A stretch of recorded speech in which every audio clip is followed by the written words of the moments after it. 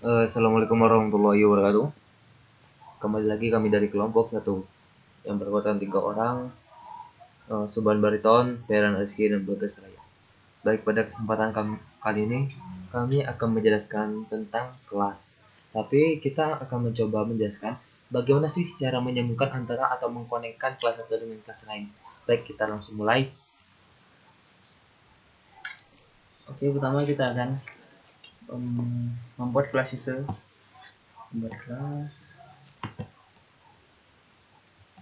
Kita buat 3 buah kelas, satu pemfaktoran, lalu pembagian atau bagi, yang akhir adalah kelas hubung untuk menghubungkan dari pemfaktoran dan kelas bagi. Pertama di sini kita membuat pemfaktoran dulu.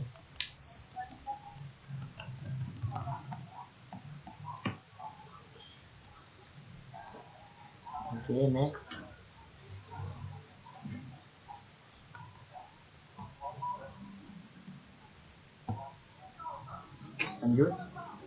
Selanjutnya membuat kelas dari bagi.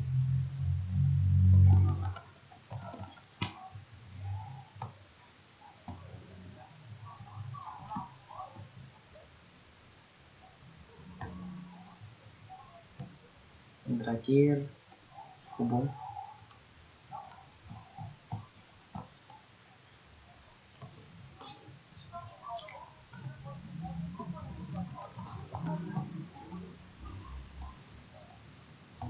Oke.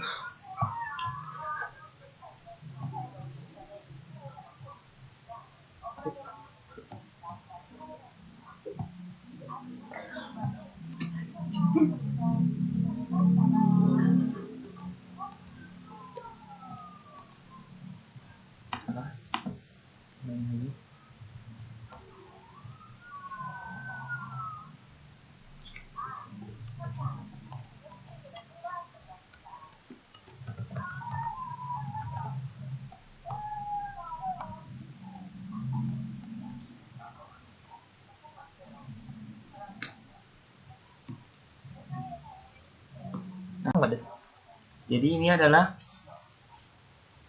dasar dari kelas pemfaktoran tersebut, yang dimana di setiap kelas terdapat slot dan di dalam slot terdapat sinyal, dan sinyal tersebut yang akan dikirim atau disambungkan ke kelas yang lainnya.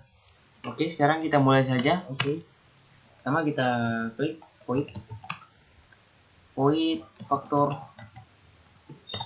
Sini kita konstan, integer, dan titik koma. Nah, ini adalah slot dari pemfaktoran. Sekarang kita akan membuat sinyal. Kita samain juga void hasil pemfaktoran integer. Oke. Lalu yang kita lakukan di sini adalah merefaktor dari kelas pemfaktoran. Caranya klik ini, faktor, klik kanan, refaktor, lalu pemfaktoran.cpp. Di sini kita akan memasukkan rumus dari pemfaktoran tersebut, yang dimana rumus tersebut telah kita pelajari di penjelasan sebelumnya. Cek saja di video kami. Nah, untuk mempersingkat waktu, saya copy paste aja. Ini adalah rumus dari pemfaktoran. Oke, kita masukin ke pemfaktoran.cpp. Langsung aja kita paste. Oke, ini adalah rumus pemfaktoran. Lalu kita akan mengirimkan emit. Jadi emit ini adalah Jadi emit tadi itu akan menyampaikan hasil dari rumus pemfaktoran tadi. Kita masukin kan tadi kan hasil pemfaktoran. Oke. Terus dari emit tadi kan hasil pemfaktoran. Jadi apa yang akan dikirim tadi? Jadi kita akan klik result. Oke. Ada hasil. Oke, kita klik hasilnya akan dari rumus pemfaktoran tadi. Kita masuk ke kelas yang baru, kita masuk ke pembagian. Oke, pembagian H yang di header tadi. Masih ingat kan pada pertemuan sebelumnya bahwa header tadi itu berfungsi sebagai kepala atau yang akan menjelaskan secara keseluruhan.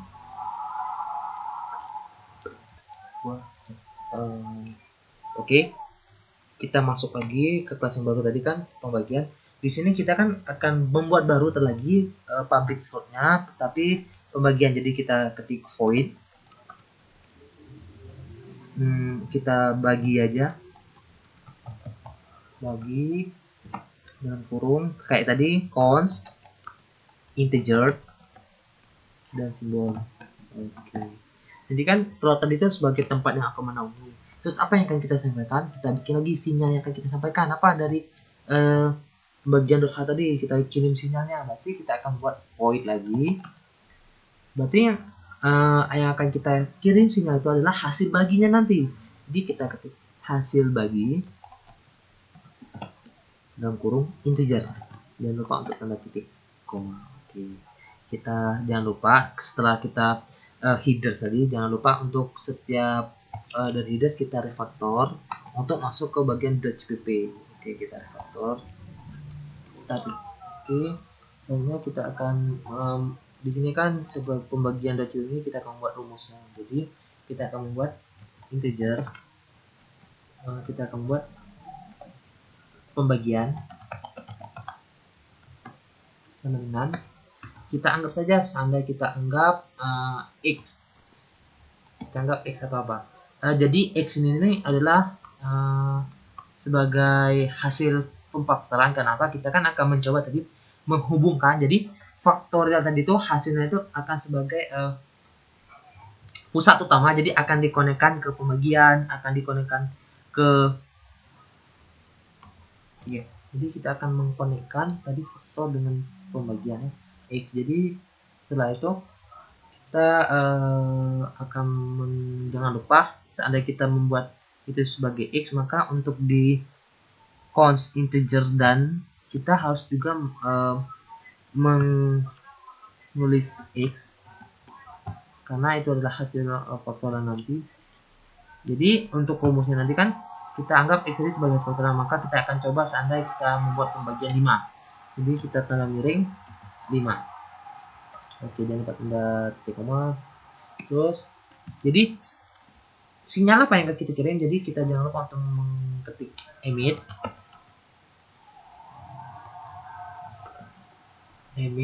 Jadi emit ini kan sebagai sinyal tadi. Kita di sinyal tadi tuh kita menulis hasil pembagian ya. Kita lihat hasil bagi. Jadi di emitnya kita tulis hasil bagi. Oke, hasil bagi.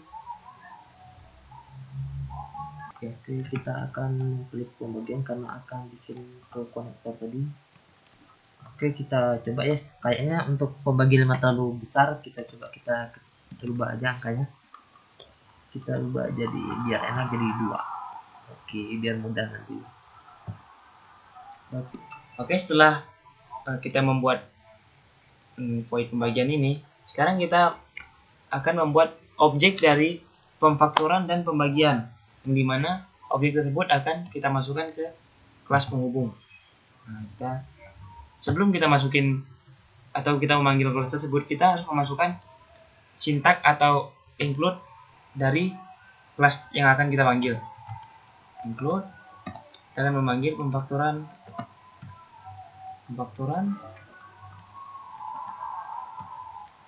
lalu include lagi pembagian. Oke, baru sekarang kita akan membuat objeknya. Sini kita panggil pembagian, kita beri pointer dengan bintang, dengan simbol bintang. Setelah kita mengetik pointer, baru kita memasukkan inisial dari objek tersebut. Kita kasih pembagian, berarti kita kasih PB. Enter lagi. Kita bikin lagi objek dari pemfaktoran. Pemfaktoran.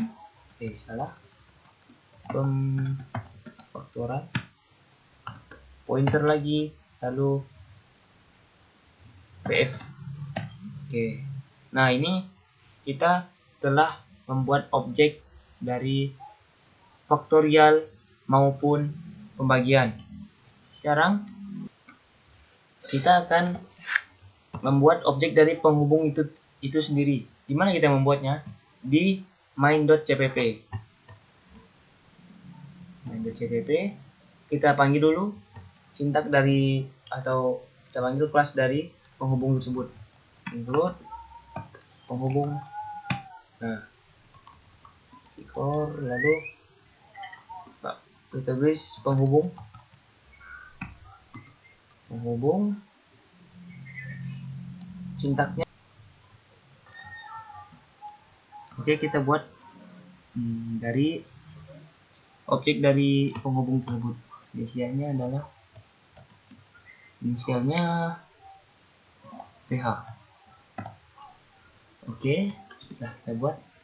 Kita masuk ke penghubung.cpp untuk mengkonekkan kelas dari pembagian dan kelas dari pemfaktoran. Caranya adalah dengan pertama memanggil objek dari kedua kelas. Tadi objeknya adalah PB dan PF. PB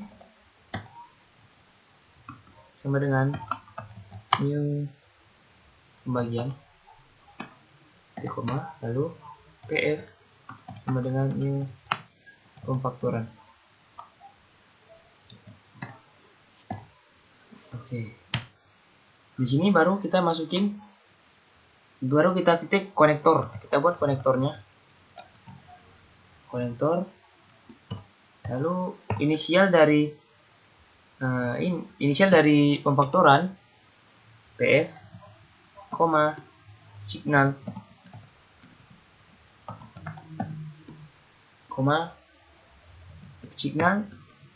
yang kita kirim adalah hasil dari pemfaktoran. Jadi kita ketik adalah hasil pemfaktoran. Ya. Lalu PB, objek dari pembagian, slot, lalu bagi, integer. Nah, oke. Sekarang kita telah membuat coding dari connect. Lalu kita akan, karena sebelumnya kita tidak tahu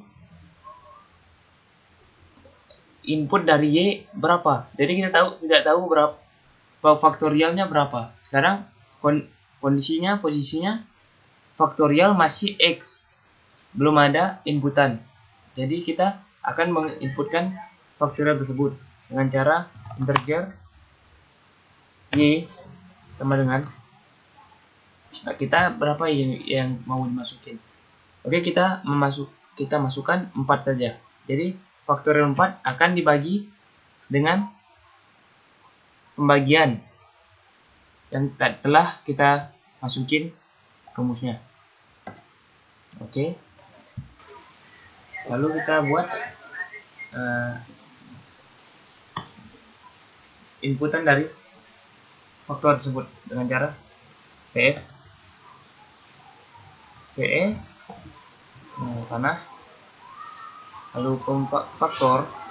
Nah, sini kita masukin Y karena di atasnya di integer udah kita masukin Y juga. Y sama dengan 4. Jadi inputan pemfaktoran akan menjadi 4. Oke.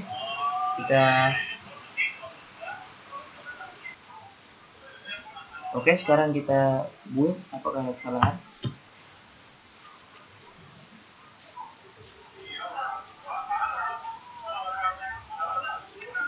Ya, build udah selesai.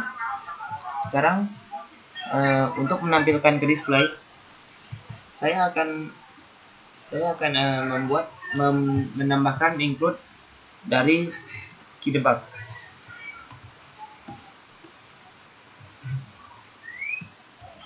Oke, lalu kita masukin sini key debug,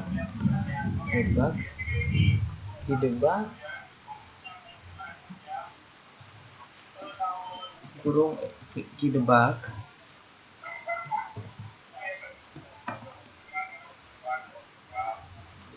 X pemfaktoran, hasil dari pemfaktoran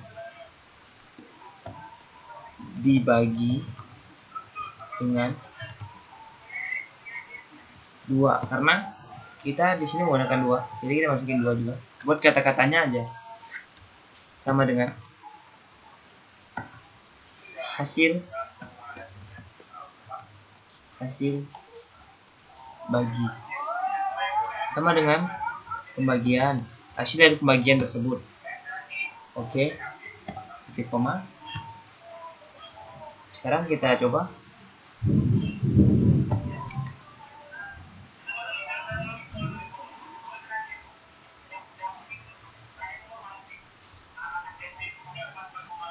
Nah, keluar dia inputannya, displaynya. Hasil dari faktorial 4 adalah 24, yang dimana dibagi dengan 2 sama dengan 12. Jadi bisa dibilang coding kita berhasil. Gimana kalau kita ganti pembagiannya menjadi 10 dan pemfaktorannya inputannya kita ganti menjadi 5. Faktor 5 kira-kira 120. Oke. Sekarang coba kita play. Benar apa tidak? Kalau benar seharusnya jawabannya adalah 12.